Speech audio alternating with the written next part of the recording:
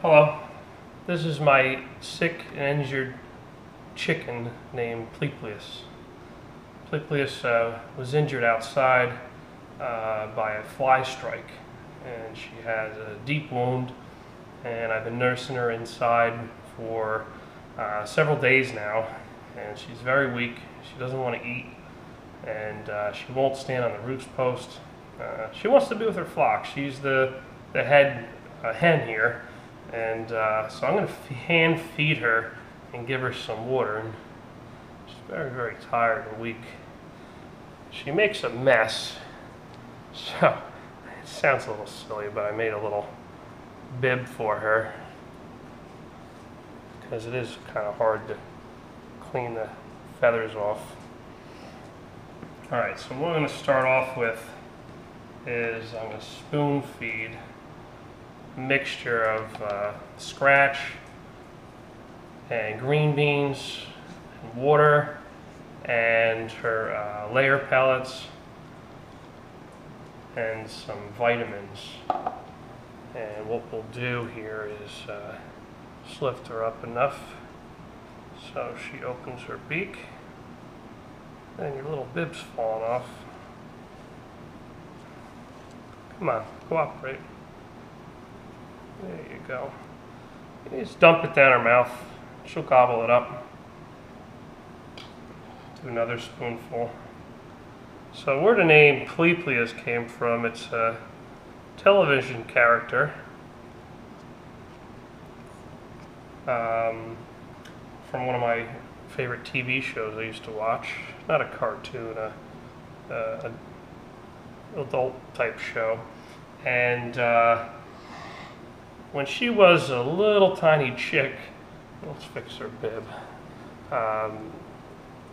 she pleeped all night long. We raised her in a little Tupperware piece inside the house. All night long, pleep, pleep, pleep, and that's where I gave her the name Pleepleus. And you can see she's sick. Her comb is normally really, really tall and really, really bright red. It's a very dark red right now, and it's drooping down over her eye, and definitely doesn't show a sign of power that she normally has with the other chicks, because she is the head hen. She has 3 sisters. She's a Tetra Tint, a specific breed, and it's part Leghorn. She loves her little egg song when she lays eggs. She's not laying any eggs now because she is sick. I'm going to take a shot of water here, maybe to help her wash this down.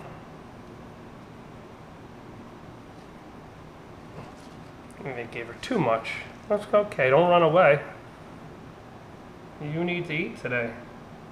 You need to gain all your energy back.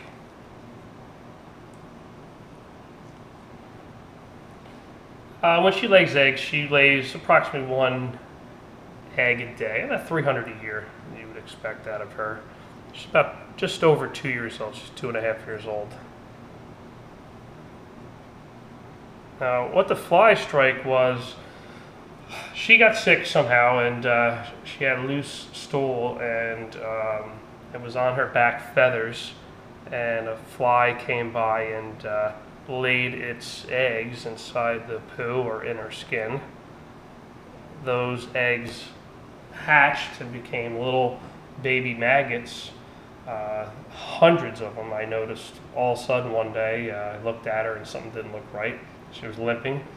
I washed her 5 times, and I'm not an expert. I can only read on the internet. The only thing I had available on a Sunday was my dog's shampoo, which helped get the maggots off. I brought her inside. I put her on the workbench and laid her down, and I pulled out one by one all the ones I could see, and I put some first aid gel on, and I segregated her, put her in this cage. She's not happy about it. She wants to be with her flock, but she hasn't been eating properly, so now I'm hand feeding her. It's just like feeding a little baby. Just put it in and clean up the excess, and she gobbles it up. And she'll shake like a little dog, and just got it all over me. Good thing I'm in my running clothes, which will go in the wash. And she's such a good bird. You really don't become that close with a pet until it gets sick, and you could see its emotional side, and you really could get a close bond with the pet at that point. And then you really would hate to see them not pull through because you're so close to them. What I'm going to do after I feed her is I'm going to take her into the other room, and I'm going to take a look at her wound and see how it's healing. Clean it up a bit and get some of this wood shavings off of it. Make sure there's no maggots that reappeared. And the good thing, the best thing about it is I brought her indoors. Outside, it's summer, there's flies all around. Last thing I'd want is another fly strike because she has this deep wound. It's about 2 inch by 2 inch. Just give you an idea how serious it is. Some of you might ask why I didn't bring her to a vet. I did a lot of reading online, and they state that they would recommend euthanization. I don't think she's suffering at all. I think I could just nurse her. So I'll be feeding her twice a day. So hopefully she gets to the point where she starts eating on her own. And I work all day, so she might be eating on her own, little bits here and there.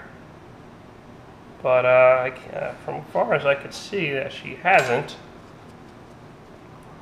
There was a little mixture of fresh vegetables in here from this morning, some scratch, and maybe it dried up a little bit, or maybe she picked out a few pieces that she could get. I'd be really happy to see her eat it on her own again.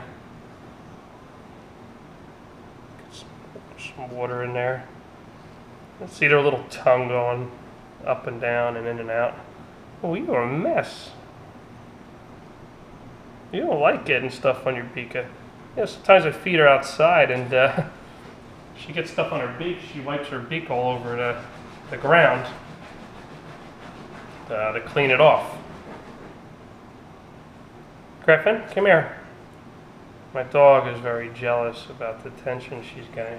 Griffin, come here.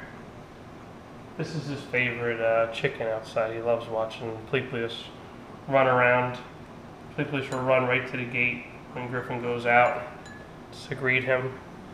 Thinking maybe Griffin's bringing Pleepleus a little treat. Griffin, come here.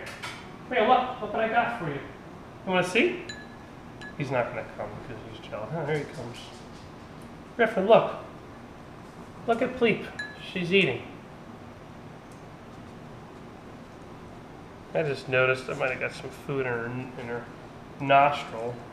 I'll make sure I clean that off. Thanks for watching my video, and I really hope Pleepleus survives this. It could be another week. She could be inside before she's healed enough where she can go back out with the rest of her flock, and hopefully she won't have to do the pecking order again, and she'll be here for many more years. Thanks for watching. Have a good evening.